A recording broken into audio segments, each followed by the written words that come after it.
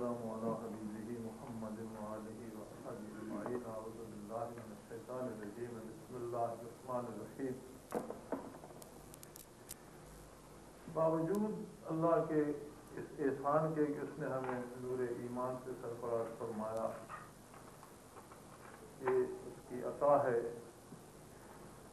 کہ اخروی حقائق، قیام قیامت، جزا اور سزا پر یقین کی نعمت سے نوازا، اس کا شعور بھی بخشا کہ دنیا میں ہمیں کس انداز سے زندگی بسر کرنا ہے اور کون سے ایسے امور ہیں جن سے اجتناب ضروری ہے۔ اس سب کے ساتھ ایک عجیب انداز ہے ہمارا، ہم میں سے ہر آدمی کا، اور وہ یہ ہے کہ میں ایک عام آدمی ہوں، ایک روزمرہ کے معمولات میں بمشکل اپنا یا اپنے بچوں کے پیٹ پالنے کی استعداد ہے مجھ میں۔ اب میں اتنا بڑا فکر کرنے لگوں کہ جی کار جہاں کیسے درست ہو، تو یہ بلا کیا سزاوار ہے۔ ایک چیونٹی ہاتھی کے بوجھ کے بارے کیا فکر کرے گی کہ میں ایک عام آدمی بمشکل 2-3 بچے پال رہا ہوں، اور یہی فکر لگی رہتی ہے کہ نوکری میں گڑبڑ ہو گئی، صحت خراب ہو گئی، کچھ اور حادثہ ہو گیا تو کیا ہوگا۔ تو اپنا اپنے 2 بچوں کا یا پورے والدین کا بوجھ میں اٹھا نہیں سکتا۔ فکر جہاں سے مجھے کیا سروکار ہے، میری کیا حیثیت ہے۔ ایک یہ سوچ ہمیں ہماری اصل ذمہ داری جو ہے اس سے دور لے جاتی ہے، معلوم کرتی ہے۔ جن لوگوں کو ہم بہت بڑا بڑا سمجھتے ہیں، جنہیں ہم بہت بڑے حکمران یا بہت بڑے لیڈر، بہت بڑے انسان سمجھتے ہیں، ذرا ان کو بھی دیکھیں تو صحیح کہ اس سال گئے حیات میں ان کی حیثیت کتنی ہے۔ ایک نقطہ نظر یا ایک اینگل سے، ایک زاویے سے اگر ہم دیکھیں تو اس کائنات کی وسعتیں عقل و دانش کی پیمائش سے ماورا ہیں۔ اللہ جل شانہ کی مخلوق کہاں تک پھیلی ہوئی ہے یہ سوائے اللہ کے کوئی نہیں جانتا، لیکن جہاں تک کائنات کو موجودہ سائنس دیکھ سکی ہے یا سمجھ سکی ہے، تو اس فضا میں اتنے سیارے ہیں جن کی گنتی ممکن نہیں ہے۔ اب ان سب سیاروں میں کئی سیاروں سے لاکھوں گنا چھوٹا، کئی سے کروڑوں گنا چھوٹا، اور کئی سے اربوں گنا چھوٹا سیارہ زمین ہے۔ اتنے بڑے سیارے موجود ہیں جن کے سامنے خود زمین کی کوئی حیثیت نہیں بنتی، ایک ذرا سا، ایک ریزہ سا نظر آتا ہے اگر ان سیاروں میں سے۔ اب اس زمین پہ کس طرح مخلوقات بستی ہے کوئی نہیں۔ تو میں کہہ رہا تھا کہ خود زمین کی اپنی کوئی حیثیت نہیں بنتی، پھر اس پہ اتنی قسم کی مخلوق ہے جسے آج تک کوئی گن نہیں سکا۔ یعنی کوئی حتمی نتیجہ آپ کے پاس نہیں ہے کہ اتنی اقسام مخلوق کی۔ ان میں ایک قسم کی مخلوق ہے انسان، اور پھر انسان اربوں کی تعداد۔ یہ انداز اس طرح سے بنتا ہے کہ جسے ہم بہت بڑا لیڈر کہتے ہیں، اس فضا کو پھیلا کر دیکھا جائے تو جس طرح ہمیں چیونٹیوں کا لشکر اور ان کا لیڈر نظر آتا ہے، اس کی ایک حیثیت بنتی ہے، اور اس محیط کائنات میں ان بڑے بڑے لیڈروں کی اتنی حیثیت نہیں ہے۔ کوئی بندہ، وہ سلطان ہے یا امیر، کائنات کے اس کینوس کو لے کر اشاریہ لگا کے ساتھ صفر لکھنا شروع کر دے، اسے 100 سال یا 200 سال یا 1000 سال زندگی مل جائے، وہ اپنے لیے 0 لکھتا چلا جائے گا، ایک لکھنے کی باری نہیں آئے گی۔ کوئی بھی شخص محاسبہ کر کے تجزیہ کر کے اپنے لیے 0.00001 لکھنا چاہے کہ میں بھی ایک ہوں، اس کی زندگی خود کو ہمیشہ 0 لکھتے ختم ہو جائے گی۔ ممکن نہیں ہے کہ اپنے لیے خربوں صفر لکھنے کے بعد بھی ایک لکھے۔ تو اس اعتبار سے کسی بھی کی بھی اس کال کا حیات میں کوئی حیثیت نہیں۔ اگر بے حیثیت ہے تو ہم سلطان و امیر سمیت، پیر اور عالم سمیت، ایک عامی اور ایک پڑھے لکھے بندے سمیت، ہم سارے ہی کوئی شاید نہیں، کوئی حیثیت نہیں ہے۔ اللہ کی کارگاہ اتنی وسیع ہے۔ پھر ایک دوسرے نقطۂ نظر سے دیکھیے، کوئی ایک بندہ ثابت نہیں ہوتا کہ جس کے دنیا سے چلے جانے سے اللہ کا نظام متاثر ہوا۔ مطلب ہے کہ اس کی اتنی گریٹنس ہے، اس میں اتنی وسعت ہے، اس میں اس کی اتنی کوئی ٹھوس بنیادیں ہیں، اس کے اتنے طے شدہ ضوابط ہیں، ہر ایک کی اپنی ایک حیثیت ہے، لیکن نظام متاثر نہیں ہوتا۔ انبیاء علیہ السلام آئے، انبیاء علیہ السلام انقلاب لائے، انبیاء علیہ السلام تشریف لے گئے، سورج طلوع ہوتا ہے، غروب ہوتا ہے، بادل بنتے ہیں، بارشیں برستی ہیں، کھیتیاں اگتی ہیں، زلزلے آتے ہیں، نیکی بدی، بیماری، صحت، سارا نظام جو کروں، بادشاہ مر جاتا ہے، ایک فقیر مر جاتا ہے، نہ بادشاہ کے مرنے سے نظام متاثر ہوتا ہے، نہ فقیر کے مرنے سے متاثر ہوتا ہے۔ اس کا مطلب ہے کسی کی کوئی حیثیت۔ اگر ہم اس روم میں ہیں کہ میں کیا کروں، بڑے بڑے یہاں بسے، کوئی بڑا نہیں ہے، سب نہ ہونے کے برابر، نہ میری کوئی حیثیت ہے، نہ کسی کو جانوں کی۔ اب اس کو دوسرے نقطۂ نظر سے دیکھیں، اللہ کریم کے ہاں اس کی اس وسیع کائنات میں کون سا نقطہ ہے، کون سا ایسا پوائنٹ ہے، کون سی ایسی مخلوق ہے جس پہ ہمیشہ قدرت کی نگاہ گڑی ہوئی ہے، وہ کون ہے؟ اس کو اتنی اہمیت مل گئی کہ اتنی وسیع کارگاہ میں وہ ہمہ وقت قدرت کی نگاہ میں ہے۔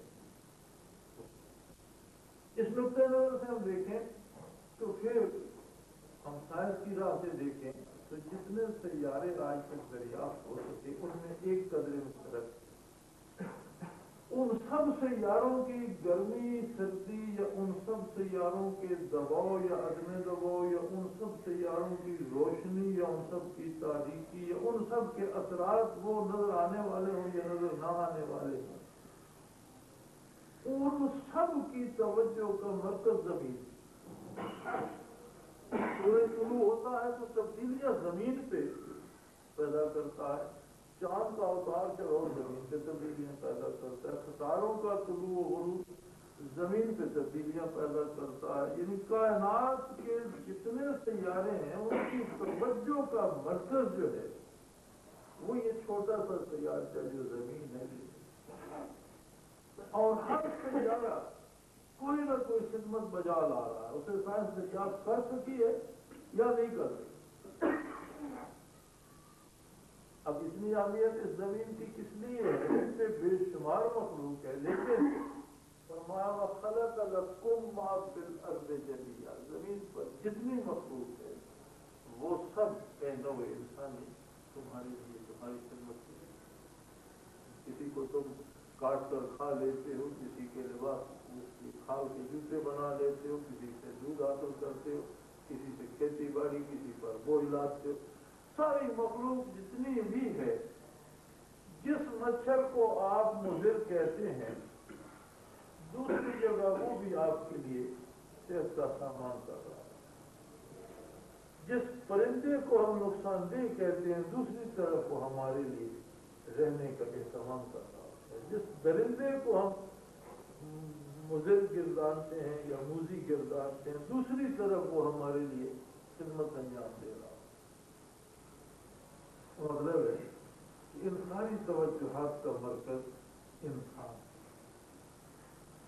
اب اس ساری مخلوق کو ایک لگے بندے پروگرام میں پرو دیا گیا. فرشتے سے لے کر چیونٹی تک ہر چیز اپنے پروگرام کی قیدی ہے، اس پروگرام کے اندر چل رہی ہے. ہر چیز حکم کی تابع ہے. کسی میں یہ جرت نہیں ہے کہ یہ نگاہ اٹھا کر دیکھ سکے کہ حاکم کون ہے، حاکم سے کوئی سروکار. اس قدر وہ اس میں حکم میں سارے لگے ہوئے ہیں، حکم کی آسان. اب فرشتہ جب سے اللہ نے تخلیق فرمایا جب تک رہے گا لا یعصون اللہ، اس سے نافرمانی کا کوئی گمان نہیں، اطاعت میں لگا ہے. تو یہ ابدی اطاعت، یہ دائمی اطاعت اسے کتنی بلندی اور عظمت عطا کرتی ہے. وما منا الا له مقام معلوم، ہر ایک اپنی خاص جگہ پہ کھڑا ہے اور جب سے بنا ہے جب تک رہے گا اطاعت کرتا رہے گا، لیکن اسی جگہ رہے گا. مقام وہی ہے جو تخلیق فرمایا اور ان کے ذمہ سجدہ ہے، اور وہ سجدے میں چلے گئے اور جب تک رہیں گے ان کا سر زمین سے اس کے سجدے میں ہے اور سبحان ربی الاعلی کہے جا رہے ہیں. کوئی اس کے علاوہ ان کا کوئی کام نہیں. لیکن وہ دائمی سجدہ، وہ دائمی رکوع اور دائمی ذکر اذکار، دائمی اطاعت کی باقی امور میں کر رہے ہیں. وہ ساری کی ساری ان کے لیے ترقی درجات کا سبب نہیں ہے، بلکہ ایک روٹین بلکہ طے شدہ ایک معاملہ ہے جس میں وہ چلتے ہیں اور اس میں نہیں. اس ساری کائنات میں ایک انسان ایسی مخلوق ہے، وہ خواہ آپ کو گلی میں بیٹھا ہوا فقیر نظر آئے یا کسی بہت بڑی مملکت کا سربراہ نظر آئے، دونوں انسان ہیں. اور اللہ نے دونوں کو یہ شعور بخشا ہے کہ وہ حکم میں معذور نہ رہے بلکہ حاکم کو دیکھنے کی ضرورت رکھتا.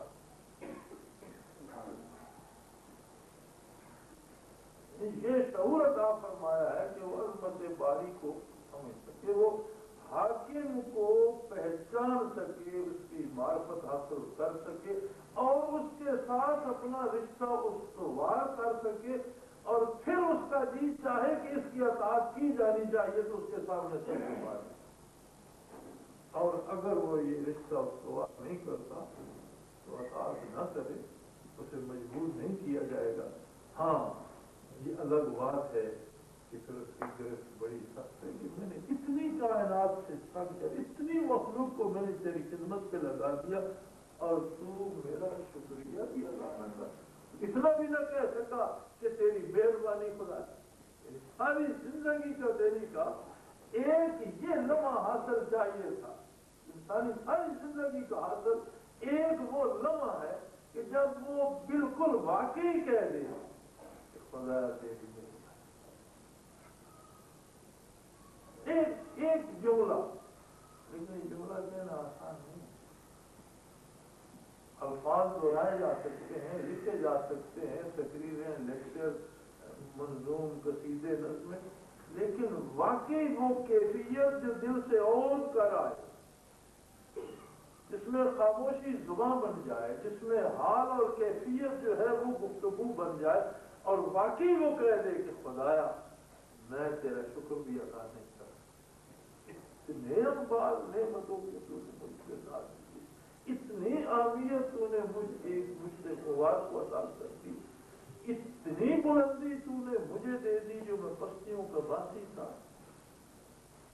محض ایک حیوان، محض ایک درندہ صفت، محض ایک شیطان کا کھلونا، محض مٹی کا بنا ہوا ایک پتلا، اور تو نے مجھے اتنی اہمیت دے دی کہ میں ان ساری قباحتوں سے نکل کر ان راستوں پہ چلا گیا جن پہ فرشتے نہیں جا سکتے، ان عظمتوں پہ تو نے پہنچا دیا جہاں فرشتے خادم ہیں، ان مقامات پہ تو مجھے لے گیا جہاں فرشتے جو ہیں وہ ملازموں کی طرح کام کر رہے ہیں.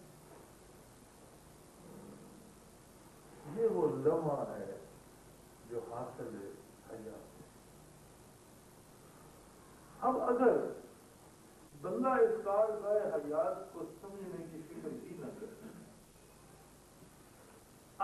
اس کارگاہ حیات میں اپنی حیثیت کا تعین ہی نہ کرے، اور پھر یہ نہ دیکھے یہ جو جتنی بڑی عمارت جس میں ہم بیٹھے ہیں اس میں ہر اینٹ کا، ہر ایک چھوٹے گوڑے کا، سیمنٹ کے ہر ذرے کی ایک کنٹریبیوشن ہے، ایک اس کا حصہ ہے. کتنا باریک ذرہ ہوتا ہے سیمنٹ میں، لیکن اس سیمنٹ کے ذرے کا اتنے حصہ ہے. اگر ایک ایک ذرہ الگ ہونا شروع ہو جائے، جی میرا کیا ہے، دوسرا کہ جی میرا کیا ہے، تیسرا کہ جی میرا گھر، یہ ساری عمارت ملبے کا ڈھیر بن جائے گی. یہی حال انسانی برادری کا ہے. نبی علیہ الصلوۃ والسلام نے ہم ذروں کو اکٹھا کر کے ایک قوت بنا دی جو پورے زمین پر انقلاب آفرین کی، اور جس نے تاریکیوں میں روشنی، ظلم کے مقابلے میں عدل اور نفرتوں کو محبتوں سے بدل دیا. اتنی بڑی طاقت، ایک بائنڈنگ فورس جسے کہتے ہیں، ایک ایسی طاقت جس نے واقعی ہمیں انقلاب آفرین بنا دیا. اب ہم اللہ کی عظمت کو مانتے ہیں، قرآن کو مانتے ہیں، نبی علیہ السلام کی عظمت کو مانتے ہیں، لیکن اس بائنڈنگ فورس میں اپنے آپ کو ایڈجسٹ نہیں کروں گا. میں چھوٹا سا گھر ہوں، میرا کیا مانا. تو بتائیے ہم نے کیا مانا؟ ماننے کا حاصل تو یہی تھا کہ ہر ذرہ اس قوت کا حصہ بنتا، اور وہ طاقت جو حضور علیہ السلام نے بنائی تھی وہ قائم رہی. وہ کتنی مضبوط تھی اس کا اندازہ آپ بدر احد سے کیجیے، اس کا اندازہ آپ علماء راشدین کے عہد انصاف آفرین سے کیجیے، اس کا مسلمانوں کے عہد سے موازنہ کیجیے کہ وہ کتنی بڑی طاقت بن گئی تھی. اب یہ کہنا کہ یہ گزرے وقتوں کی بات ہے، یہ صحیح نہیں ہے. اس لیے عظمت باری بھی وہی ہے اور برکات نبوت بھی وہی ہے، اللہ کی کتاب بھی وہی ہے. کچھ نہیں گزرا. ہاں گزرا یا آپ کہیں تبدیل ہوا تو وہ میں اور آپ. اگر تبدیلی آئی ہے یا کمی آئی ہے یا کہیں کوئی مسنگ ہے کوئی لنک، تو وہ مجھ میں ہوگا، آپ میں ہوگا، ہمارے آج کے دور کے مسلمان کہلانے والے لوگوں میں ہے. اس طرف کوئی کمی نہیں ہے. وہی برکات ہیں، وہی کیفیات ہیں، وہی انقلاب آج بھی بپا ہو سکتے ہیں. وہی فرشتے جو بدر میں اترے تھے وہ آج بھی اتر سکتے ہیں.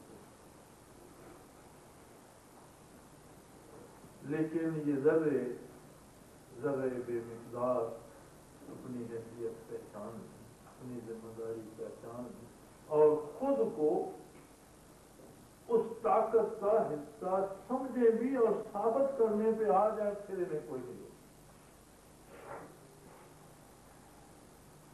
اللہ کریم ہمیں یہ شعور عطا فرمائے کہ ہم انسانوں کی بڑائی سے مرعوب ہونے کی بجائے عظمت باری کو پہچاننے اور اس بارگاہ میں سرخ روح ہونے کے لیے. ہم نے بچپن میں ایک نظم پڑھی تھی، بارش کا پہلا قطرہ، تو اس میں وہ بڑا شاعر نے مزیدار ایک سما باندھا تھا کہ وہ بارش کے قطرے بادل میں بیٹھے تھے اور کوئی نہیں کہتا تھا جی میں ایک قطرہ ہوں اور میں برسوں میں تو کیا ہوگا، کچھ بھی نہیں ہوگا، سوائے اس کہ میں ضائع ہو جاؤں گا، مٹی میں جذب ہو جاؤں گا، کچھ بھی نہیں ہوگا. تو ایک قطرے نے کہا بھائی مٹی میں جذب ہوں یا ریت میں پتھر پہ گروں یا درخت پہ، میں تو چلا، میرا کام ہے کہ میں برسوں، اب باقی کیا ہوتا ہے اس کا میں ذمہ دار نہیں. ایک کے پیچھے ایک چلا، دوسرا چلا، تیسرا، پھر بارش موسلا دھار ہو کہتا ہے جل تل ہو گیا، طرف پانی پانی میں. ہم اسی بات میں الجھے ہوئے ہیں. آج ہر ایک مسلمان کہتے ہیں مجھ سے کیا ہو سکتا ہے. ارے بھائی تو اس سے نہیں ہو سکتا تو کیا دنیا ہے کفر انقلاب آفرین بندے پیدا کرے گی؟ تو جی کو کرنا ہے، اور خدا نخواستہ اگر نہیں کر سکے گا